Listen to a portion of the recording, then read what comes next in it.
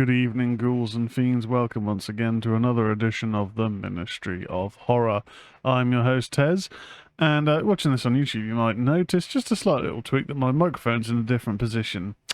This isn't me trying something new and trying to zhuzh up the show presentation at all. No, I broke a little tightening bit on it, and so now this is kind of the only position that the microphone can be in until I figure out a fix. So hopefully the audio's okay. This kind of teaches me for messing around with things moments before starting to record. And I have got a fan on here. Hopefully the microphone isn't picking that up. I can't tell if it is, but I hope it isn't, because it's rather warm here again in the UK. So it's another recorded show this week. I mean, this should have been going back to going live on Twitch, but I just kind of I kind of felt like I just wanted to get a show recorded, and then it's kind of done and it's out there for the week. I've got a few films watched, and I just figured as the week went on, I'd end up maybe squeezing in more films, and then, you know, before you know it, the show is just 10 reviews at the end to discuss. So we'll keep it down to a slim 4 films to review at the end. Now, none of them are retro, so unfortunately we don't have a retro review for this week, which is my bad. Boo hiss for me. So again, if you've seen like the Discord or the Twitter, I'd mentioned that I'd be finally getting around to talking about the Lucio Fulci's trilogy, Gates of Hell trilogy. But it's getting kind of late in the evening when I've started recording this already, so I just kind of figure that it's twofold. I figure that it'll get too late and I'll end up just being a bit too tired. And also, it's been a long time since I've seen The Beyond, so I do feel like I probably need to re-familiarise myself with that one. I'm pretty familiar with City of the Living Dead. That's probably one of my favourites of his work. House by the Cemetery, I recently did a bit of a rewatch on. It's all right. It's not the best, I don't think. And I remember it having some decent kills, but on the whole, not being my favourite of his films. So yeah, we need to do a little bit more extra homework before we can discuss those films. Otherwise, I'm just going to be kind of grasping at straws. No kind of gaming recently. I've done a few more little sort of Call of Duty games here and there, not on stream. Do have Alien Isolation ready to stream. I just haven't had the evening or the energy to do a stream. But we have it. I bought it now. I bought it purely to stream, so I have to stream it. Otherwise, it just won't get played, and it will just be kind of sat there like a waste of money. And we don't want to do that, so we will get around to doing Alien Isolation at some point. Outside of that, I have been watching a few horror films recently. So the films that we're going to be reviewing on today's show are Jack in the Box, the Jack in the Box Rises, which is the third film in the Jack in the Box series. I watched the YouTube, I suppose it's a short, but it's an hour long, so it's more like a short found footage film. But the YouTube release found footage film Milk and Cereal. I'll talk about that quite a bit later on. Latest Nicolas Cage horror thriller, post-apocalyptic theme, Arcadian. And I finally got around to watching the creepy crawly spider slasher Sting. We'll talk about all 4 of those a bit later on. But without further ado, let's just jump into some horror news.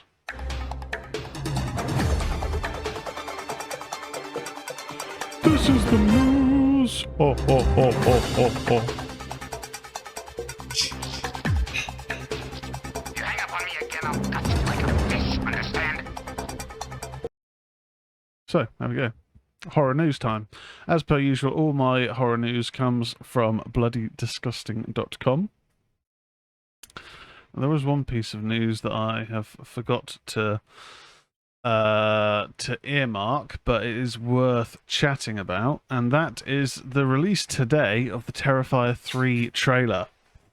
Art the Clown takes a chainsaw to the holidays on October 11th. Is it going to open up? Should do, because it's a good website, bloodydisgusting.com. Check them out. And while we are waiting patiently for that to load, of course, be sure to follow the live channel, which is twitch.tv/Tezz, Tezzius, where we do live streams occasionally. Also, Twitter, or X, is ministry_horror. TikTok is Ministry of Horror. And Instagram is nothing really horror related, but that's Tezz Elliott. So check out all those socials. Got that out of the way. Let's jump into this. Terrifier 3 trailer. Art the Clown takes a chainsaw to the holidays on October 11th. John Squires writer. Christmas comes early, and Damien Leone's slasher sequel Terrifier 3 from Bloody Disgusting and Cineverse, which brings Art the Clown exclusively back to theatres October 11th.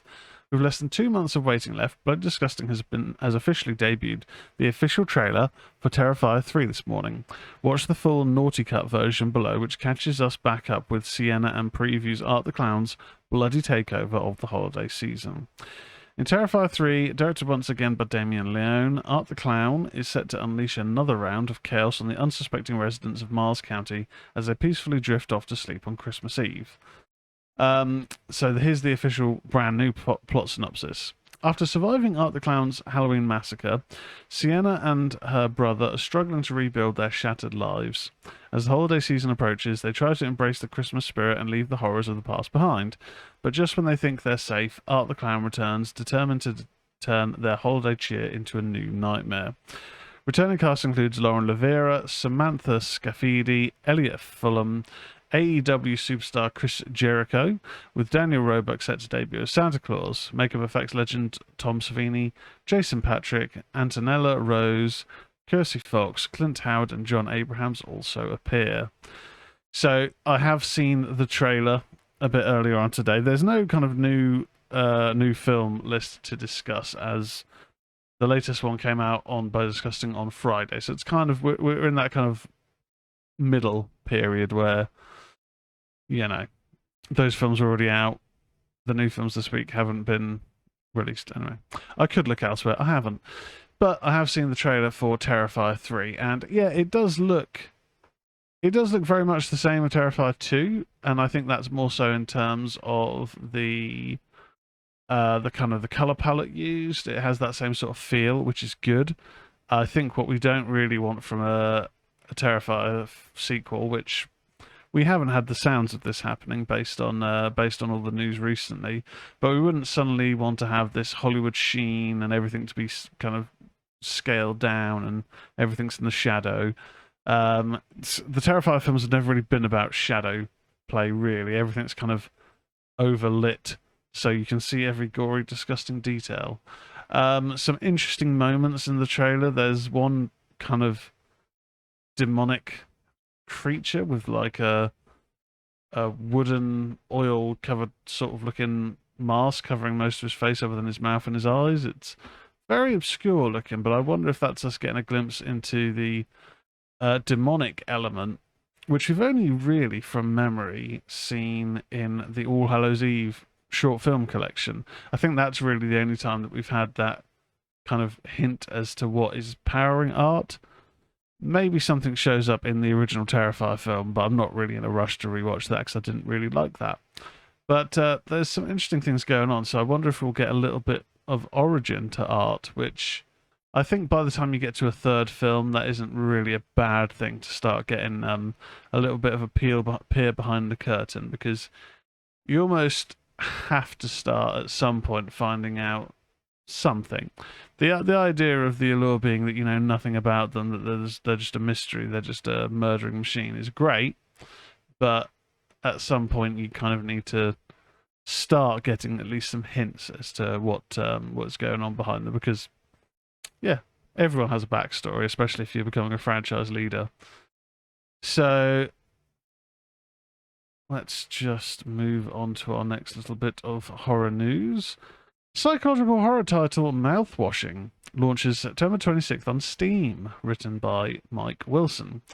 Developer Wrong Organ's surreal psychological horror title Mouthwashing will be seeing a release on Steam on September 26th. The news comes after a new trailer was released during Gamescom, and after Wrong Organ had released a demo for the game back in May, which is still very much available. Mouthwashing centers on the crew of Pony Express's interplanetary freighter Tulpa. When the freighter goes off course, its 5 crew members find themselves stranded with a diminishing supply of resources. Faced with the threat of starvation and the crippling isolation that comes with being stranded, the crew must fight back paranoia and hallucinations as they come to realise the question is not whether they will survive, but when they will perish, and who will be responsible. Along with the inescapable isolation of wandering the corridors of the Tulpa, Mouthwashing features immersive storytelling where every detail tells a story. That includes uncovering the truth about your captain, your crew, and your cargo. Question everything, trust nothing, not even your own mind. Right, trailer for this was weird. It had an art style that very much harkened back to, I guess, would it be PS? I guess it would be PS1, really. Maybe PS2. It's kind of, I guess, bridging that kind of gap between the two. Maybe. I feel it's more on the side of PS1. But very, very retro or degraded art style. The trailer doesn't really tell you a lot. It does look just incredibly weird. And someone has been flayed or burnt, but there's a prominent character who seems to be missing all their skin, wrapped in bandages with just one massive eye, and their exposed teeth noticeable. Yeah, I mean, I will keep an eye on it because it appears to be a single-player horror game on Steam, and they don't seem to come along that often, or if they do, they get buried in the search history, which is a real pain in the bottom. But I'm going to keep an eye out for that one. Why not? Moving on. Oh, God, this is an interesting bit of news. Well, it's not interesting, just it's more sad. Hellboy, The Crooked Man, UK poster calls new movie 4th installment in the global franchise. John Squire's write-up. Ketchup Entertainment's Hellboy, The Crooked Man, once again takes the franchise in a new direction, with Jack Kesey of 12 Strong taking over the title role this time round. Oddly enough, however, the film's official UK poster refers to Hellboy, The Crooked Man as the 4th installment in the global franchise. Technically true, of course, but usually a franchise reboot of this sort isn't labelled that way. In any event, check out the UK art below. Hellboy the Crooked Man comes to UK theatres on September 27th with no United States release date announced at this time. We tip our hats to Total Film for sharing the UK art today, which you should check out. Mike Mignola co-wrote the new Hellboy film with Christopher Golden. Hellboy the Crooked Man is set in 1950s and co-stars Adeline Rudolph as a rookie agent of the BPRD who teams up with Hellboy to protect the residents of Appalachia from the creepy Crooked Man, who's collecting souls for the devil. Brian Taylor directed the movie for Millennium based on a Hellboy miniseries from 2008. The story is said to expand Hellboy's world through one of the most beloved issues of the comic series. Jefferson White stars alongside Kesey and Rudolph as Tom Farrell, Leah McNamara as Effie Kolb, Joseph Marcel as Reverend Watts, Hannah Margetson as Cora Fisher, and Martin Basendale as the Crooked Man, among others. The Crooked Man's a departure from all previous Hellboy films where Mike Mignola and the creator of the comics will finally shepherd an authentic version of his stories and characters in film form, said Millennium Media's president Jeffrey Greenstein. This is the first in a series of films that will captivate audiences in familiar and new ways. Brian Taylor is an expert across the board, and I couldn't think of a better person to bring the story to life to show our audience the different and original Hellboy slate of films.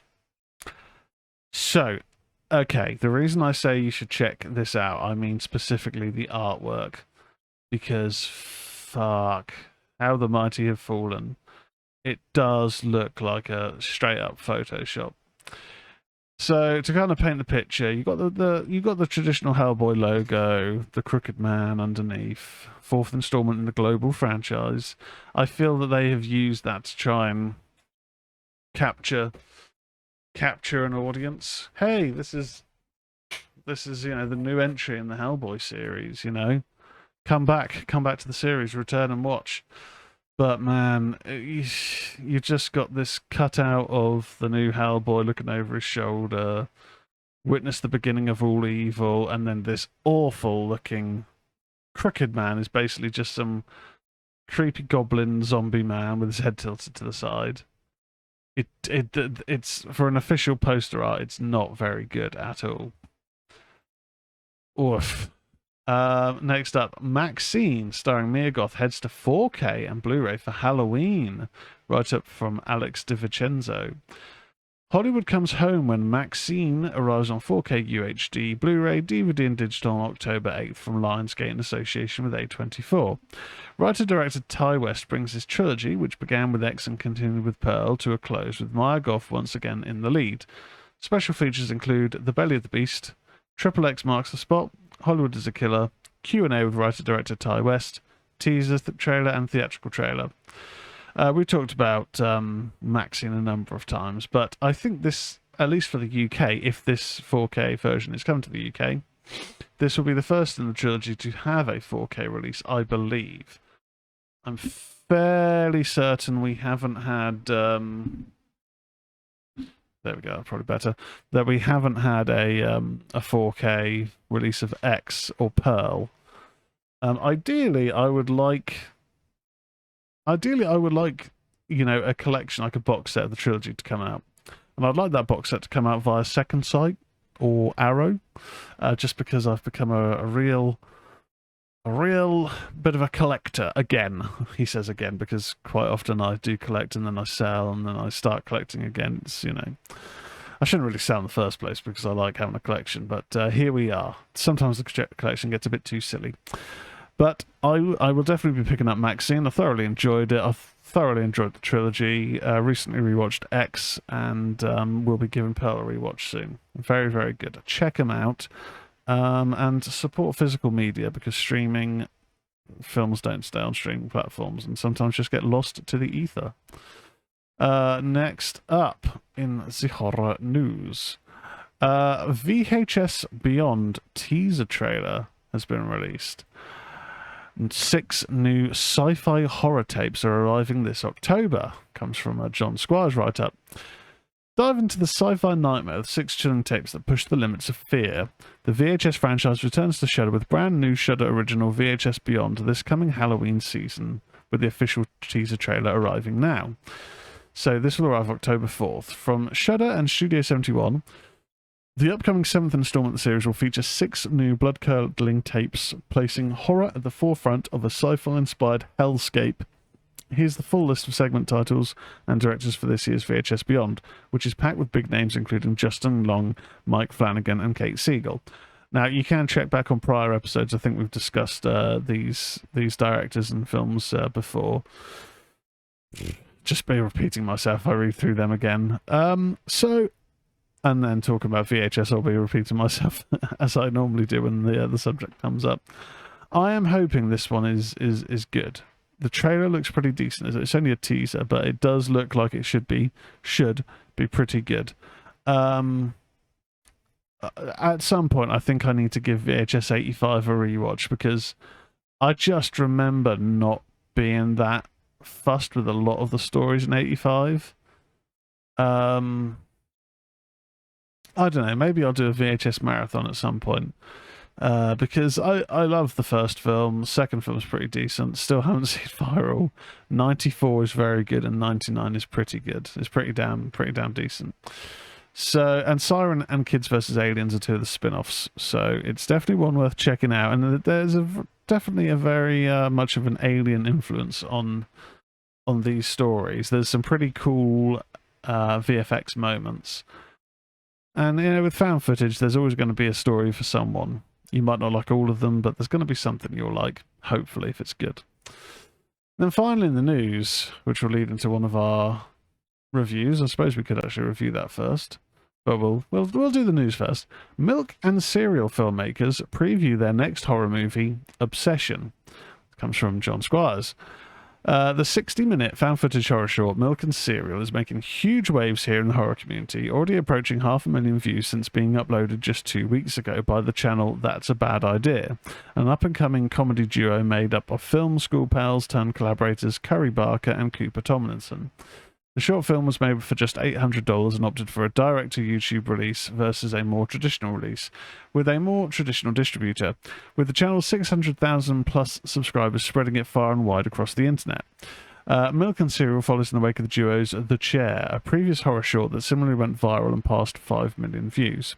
Needless to say, Barker and Tomlinson know what the hell they're doing in the horror space, and in a chat with Variety this week, they tease that another horror movie is now in the works. The title? Obsession.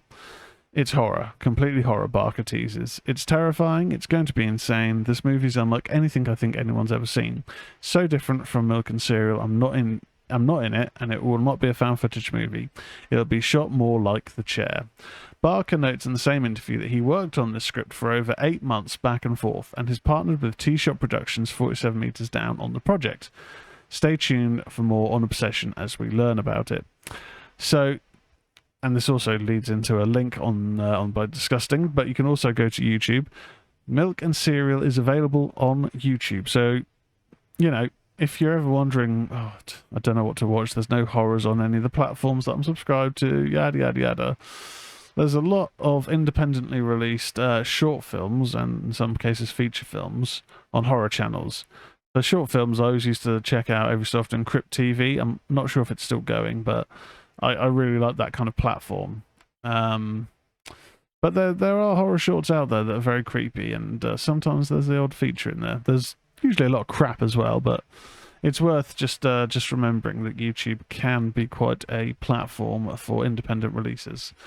And anyway, Ghouls and Fiends, that is it for the latest in the horror news.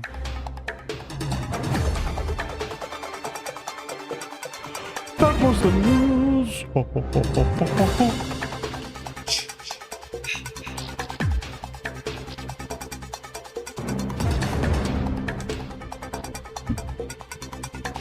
Boom. And now it's time for reviews.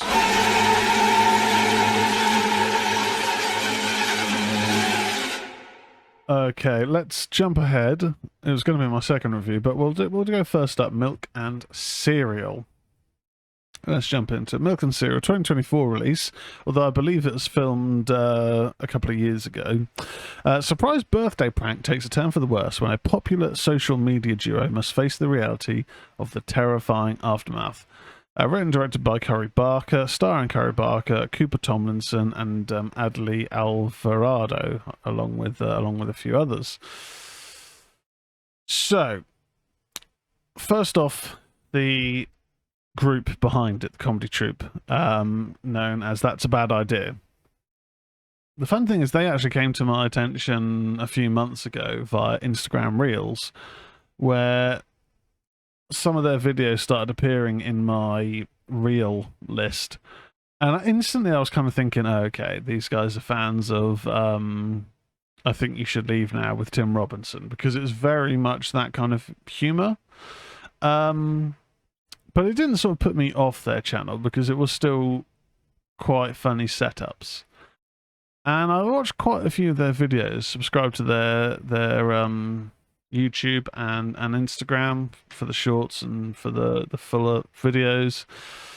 And I saw on their Instagram that they'd mentioned that they finally made a decision on where to release Milk and Cereal. For what on earth's this? And it's going straight onto the YouTube channel. And yeah, I checked it out. And I was kind of expecting just to watch a bit of it, get the vibe of it, and see how it goes. But no, this caught my attention. It's very well made, and as mentioned, it's only 60 minutes long, so it really isn't going to take up too much of your time. But they have got weird names in this. So Curry Barker's character is called Milk. Cooper Tomlinson's called Seven. I do think that name Seven is a bit dumb, but I guess like friend groups are always going to.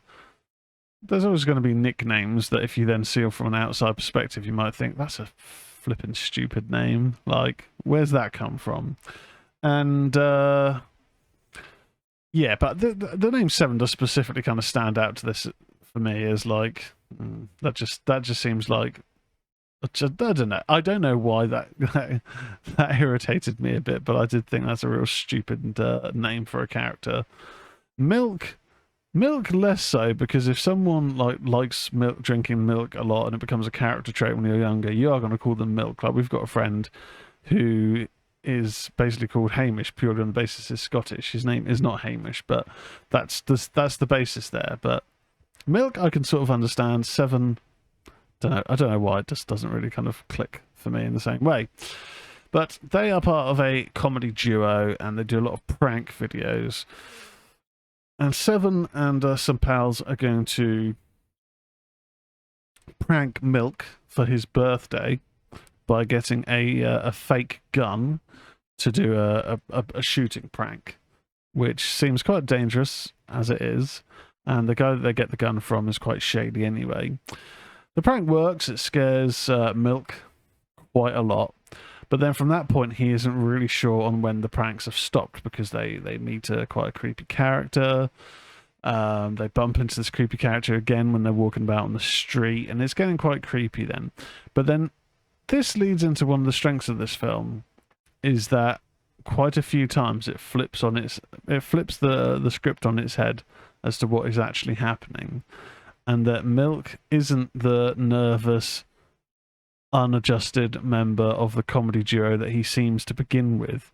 There's actually some darkness going on there underneath the surface, and he's actually quite a disturbed individual. And so we then start seeing events running down that we've just previously seen from his perspective, from his filming of things, and that really is quite a strength of this. The performances are across the board are pretty good. I mean, Curry Barker is definitely someone to watch.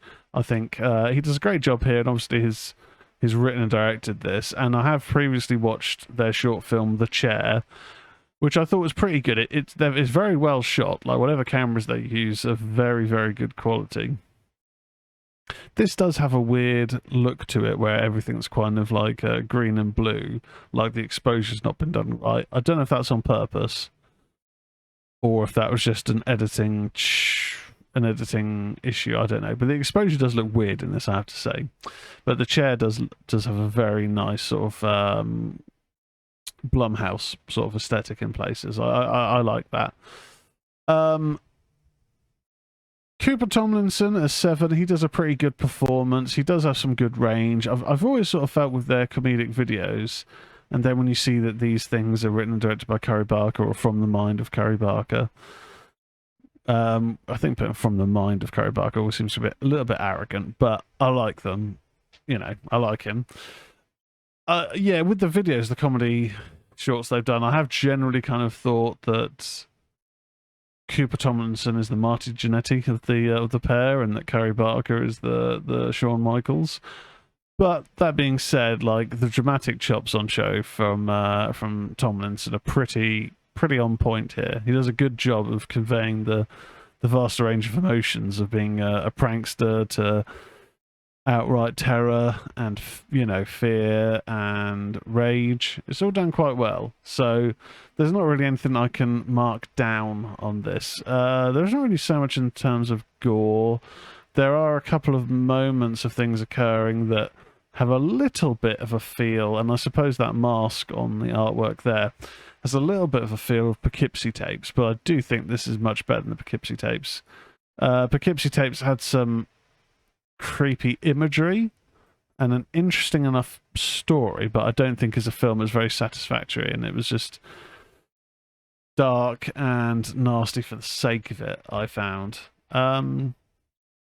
Whereas this, I think that the story itself and the performances do a good enough job. I think The Chair is a slightly better, well-rounded release in totality, but that is a lot shorter. It is a short film, whereas this is like a long short film or a short feature film. But it's definitely worth your time, I think. I'm going to give it a 7 out of 10 for Milk and Cereal. Next up, we are going to talk about Jack in the Box Rises. Boy, howdy are we going to talk about this.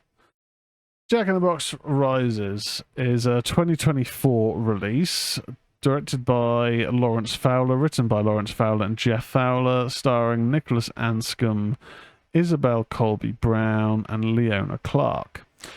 When a creepy Jack-in-the-Box is discovered and opened on the grounds of an exclusive girls' school, 6 brave students soon enter a fight to the finish against the unleashed demon. So this is the 3rd entry in the Jack-in-the-Box series. I haven't seen the second one, but I have seen the first one. The reason I sought out the first one is an makeup director worked on that, who had also worked on Harvest of the Dead and Harvest of the Dead Halloween Night, films that Peter Goddard and myself made. I'm not sure if Isabella worked on the sequels or not, but I'd been meaning to give this a watch, but I kind of thought, well, I need to see the second film first, I guess. I don't know what the continuity is, if there is any between the films. But this then appeared on Prime, which Prime have got quite a lot of horror films on there at the moment. They don't do watch parties anymore, but they've got quite a lot of horror films. Although, one thing that I am thinking, and people reach out on the Discord or the Twitter, X, to let me know your thoughts. But I am thinking, in lieu of watch parties returning, because Twitch don't support watch parties on Prime anymore, I am thinking about just starting doing watch-alongs. Now, just to kind of be clear, Twitch watch parties were where if you've watched the Twitch channel and you've linked up your Amazon Prime account to your Twitch account, which is worth doing because you get free games every month, and you get a free sub that you can gift out to any channel that you may want. Ministry of Horror, maybe. And you would then be able to join a watch party. So if I said we're doing a watch party, start watch party on Pumpkinhead, which I think might have been our last one, that film would then show along with me in your stream on Twitch. That function has stopped for a little while now, which is a real shame, but it is what it is. That being said, I don't think there's... Well, I mean, we can always test it out, see how the numbers work. I don't know how it will work with people dropping in and out of the stream, but maybe on a future live show, we'll check on Amazon Prime, and we will have to try and sync up a horror film, and just say, right, we're going to hit play in 3, 2, 1, boom. I mean, I don't know how well that's going to work because of syncing. You know, the syncing issues. Like when I hit play, you're going to hear me hit play in 3 minutes, but then I suppose my reactions you'll hear in 3 minutes. So I don't know, maybe it'll work fine. I think the only thing we'll have to consider is with Prime, there are ads unless you paid the extra. So as long as all the ads are the same length, maybe it'll work. I don't know. Maybe it's just we have to just let the watch party idea die, but I always used to have fun having a couple of drinks and some snacks and watch a horror film and chat with the chat. Especially now that there seems to be a lot of horror on Prime, it just seems like a shame not to enjoy it. But I have massively digressed. Jack in the Box Rises. So this is now on Amazon Prime. Not seen the second film, but we've jumped in with this one and the first one. Oh God. Where to start with this? It's a little bit of a convoluted story. It's a little bit of a mess. Robbers have broken into a property to steal something, come across this box. All of a sudden they're getting viciously murdered. It's the typical Jack in the Box that when you turn the handle, it pops out with this quite creepy looking Jack in the Box toy. But then out of the box climbs this enormous, terrifying demon. Now, the look of the demon, I need to refresh my memory for how it looks in the Jack in the Box. But it does feel like it's looking more and more, or maybe it's the way it's acting, more and more like the clown from the Eli Roth-associated horror film Clown, which is actually pretty good. It's worth a watch. I think it sort of missed a lot of people back when it was released. But that was a similar thing of a demonic clown, or it's got a particular name. I mean, in that film, it's a suit that starts turning you into a clown monster. But this is just it's just a full-on clown monster to begin with. And then from that point, a debt. It's a bit convoluted, but somehow this debt is owed, and a young girl who's American. I don't want to start going straight into the negatives, but I guess we will. This young girl who is American, strangely. Not that it's strange to be American, but just in the setting, is kind of being blackmailed by this crime kingpin, and she needs to go to this like prestigious all-girls school to find stuff out from the inside, or something like that. I think her dad's being held. Her dad, who's full-on Cockney English, and I don't think there's any hint of who the mother is. So again, there's no dialogue either to say she's just come back from America. Or again, if there were, I just missed it because this wasn't a very good film. But inexplicably, yeah, the accents just stand out quite a lot in this. Goes to the school, you got your nerdy girl, you got your bitchy girl, you got the one who's cheating with another one's boyfriend, all that stuff, your typical tropes.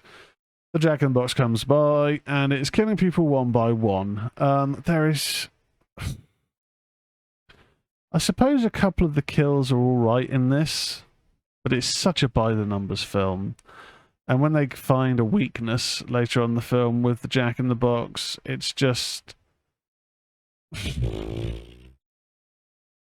I mean, like I say, I've not seen the second one, but this is quite a step down from the first. And the first one was decent, and there's probably a little bit of bias there in my enjoyment of the film, just because, like, oh, I know someone that worked on this, you know. You're naturally going to, you know, enjoy things that friends or colleagues or whatnot have worked on, because there's going to be a little bit of a unconscious bias there. But that did feel like a much better, well-rounded horror than this. I feel confident saying that. The kills are all right, yes. The acting is not amazing. No one really stands out as good, and it's just like drama. It's just like drama at school levels of acting in places. And again, I harken back to the girl with the American accent. She may well be legitimately American. I don't know. IMDb doesn't say.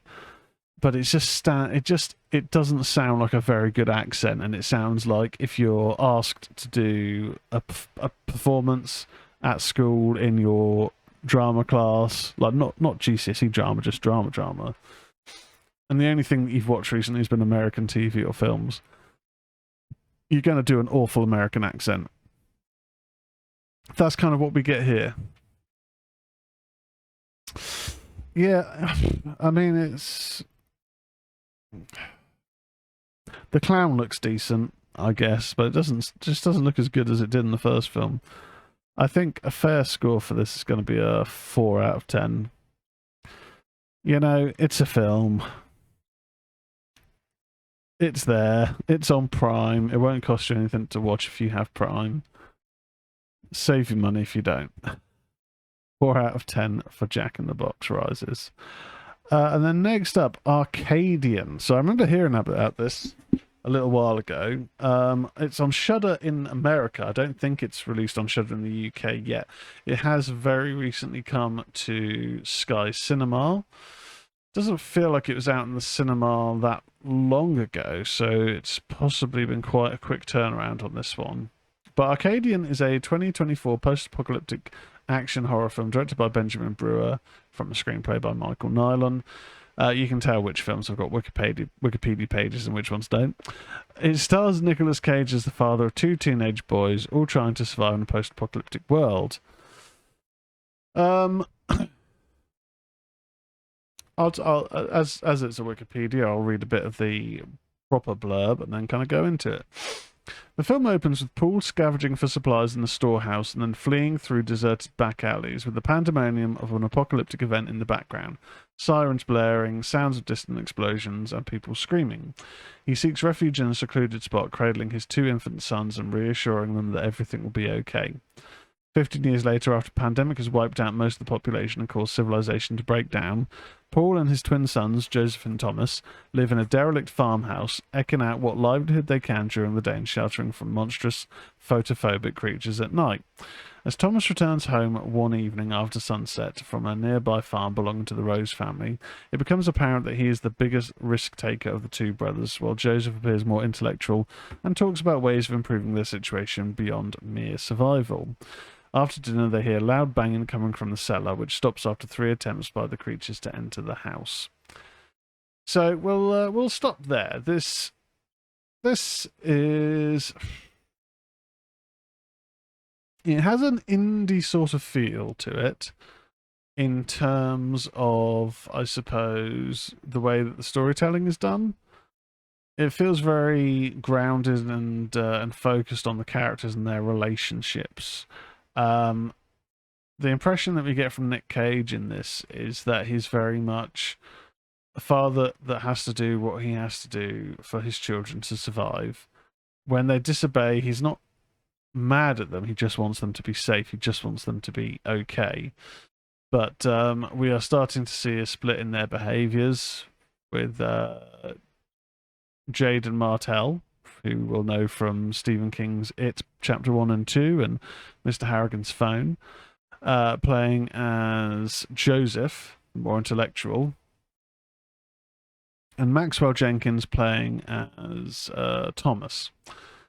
So there seems to be some infatuation or something going on at the Rose family, where he goes off running off to in the day. He seems to just absolutely love it there.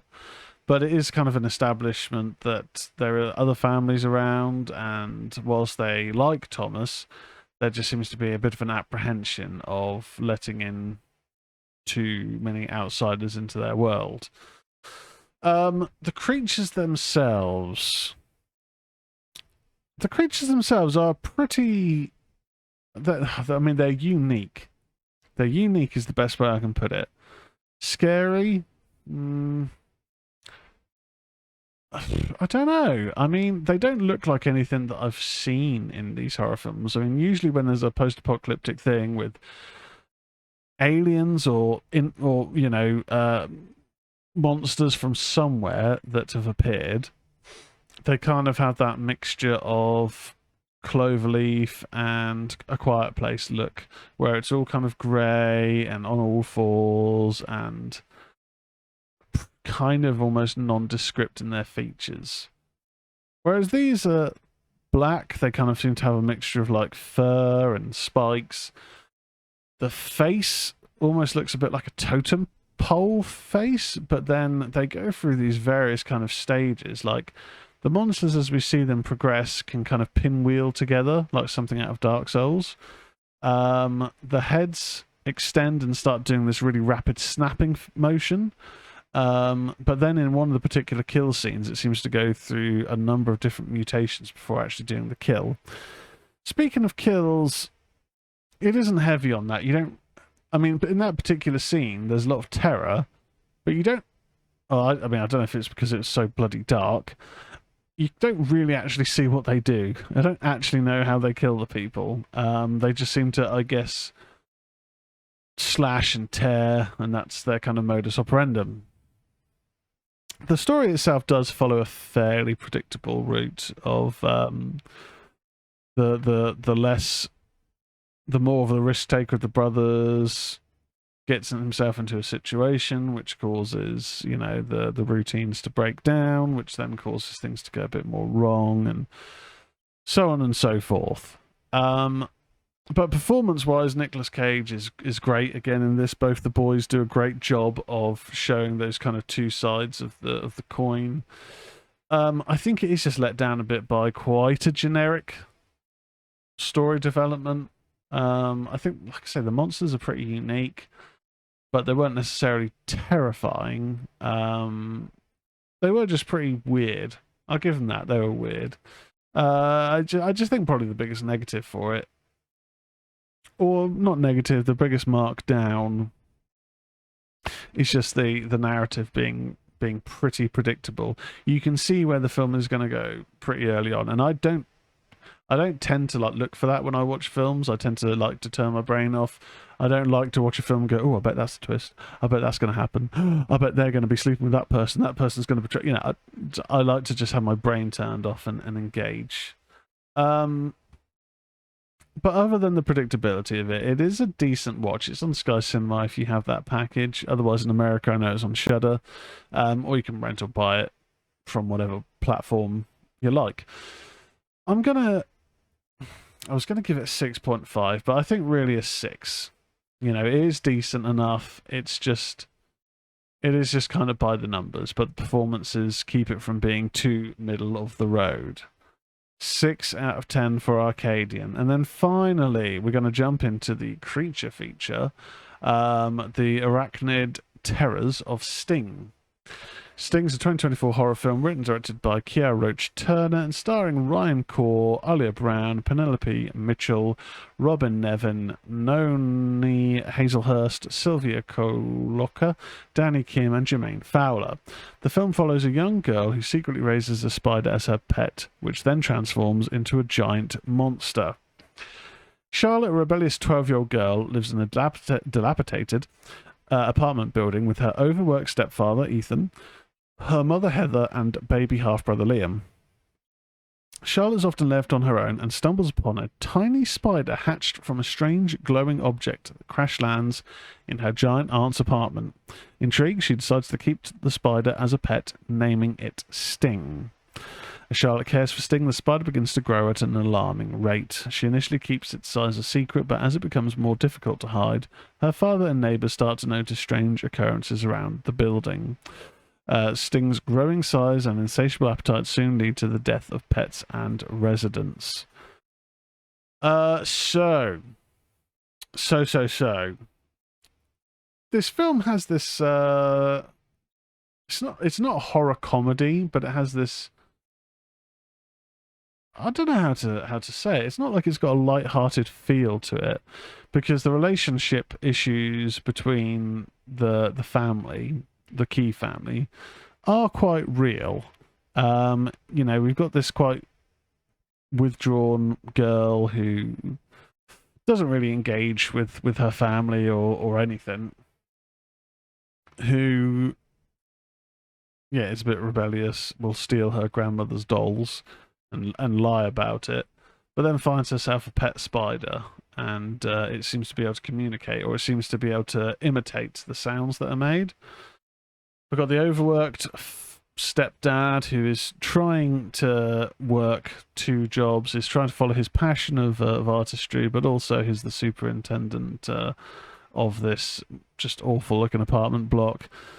And his relationship with his wife is kind of being strained because he's just sort of being pulled in various different directions and struggling to keep on top of things.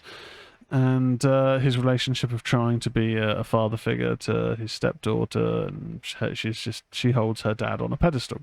So you've got all these dynamics on display here that are all, you know, done fairly well and to a high standard. Now, Sting as a character, as the spider, is quite well done. There's like a bit of a mixture of animatronics with some CGI, but on the whole it is quite a creepy crawly in its appearances. The film isn't uber gory. There are a few moments of blood, but a lot of it is the implication of what's going to happen. It's not it's certainly not very visceral in that regard. When it does snatch people up, which occurs as the film progresses, and it ties them up in the webbing, that is quite creepily done, I have to say. The only thing that I would say with this, and I think that's just a thing with UHD, HDR films, is at times it's just too dark to see what's going on, and you end up just having to constantly mess around with your TV settings. Shouldn't have to do that. You should be able to just set your HDR settings up once, end of, or for your different, you know, environments as to how much light pollution you have. But that's just a little thing. I mean, I find that with Disney Plus at times with their HDR mode, where quite often on some monitors or screens it just looks like you're watching just darkness, basically. It moves along at a nice pace. The performances are all pretty good, pretty believable in this. I think we probably could have ramped things up with the spider a bit earlier. Did feel like when the anarchy starts happening is quite late in the film, but I don't know if that's necessarily fair. Actually, it's a lean hour and a half, and I suppose it is probably after the first hour that things start ramping up. It's not necessarily boring in the first part of the film, but it didn't always have my attention. And I suppose sometimes it's quite hard for a film to keep my attention constantly, but I did find with this, in the first half of the film, my gaze wandered to my phone quite a few times. That could be a me issue as opposed to a film issue, so I won't mark it down for that. With Sting, it's generally a fair amount of fun. It's not really scary. I certainly don't think this is on the level of was it Infested, the French film from Shudder we watched a little while ago. That I think was more effective for spider scares in a horror release. This, yeah, it's got some pretty good moments. Nothing's necessarily really bad about it. I think the finale is one of the better moments of the film because you generally feel the dread trying to escape a potentially inescapable situation. That was done quite well. I think I'm going to give Sting 6.5 out of 10. Now, we have actually got through these things fairly quickly, but I'm still going to stick to my guns and say we'll hold off on the Lucio Fulci Gates of Hell trilogy. So I've then got time to edit this and get it uploaded for all you lovely ghouls and fiends to watch. So be sure to like, subscribe on the YouTube channel, which is Ministry of Horror. Just search that. You'll see the familiar logo.